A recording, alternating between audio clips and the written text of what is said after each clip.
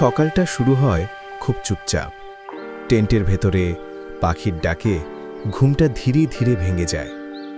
শহরের মতো তাড়া নেই এখানে। আজকের সকালটা শুধু নিজের জন্য। ঘুম থেকে উঠে টেন্টের কোণে রাখা ঠাকুরটার সামনে দুহাত জোর করি। কিচ্ছু চাই না, শুধু এই শান্তিটুকু সারা দিন সঙ্গে থাকুক। চটি পড়ে টেন্টের গেট খুলে বাইরে বেরোতেই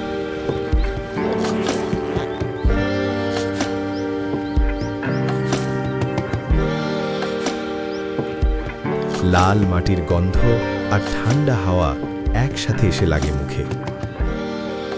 এটাই পুরুলিয়া, এটাই সোনকুপি।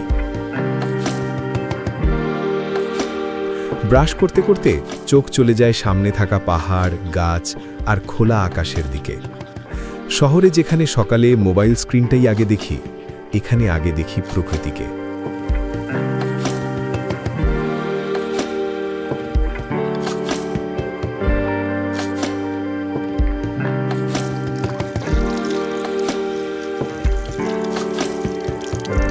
ক্যাম্পের জলের কাছে এসে মুখ ধুই।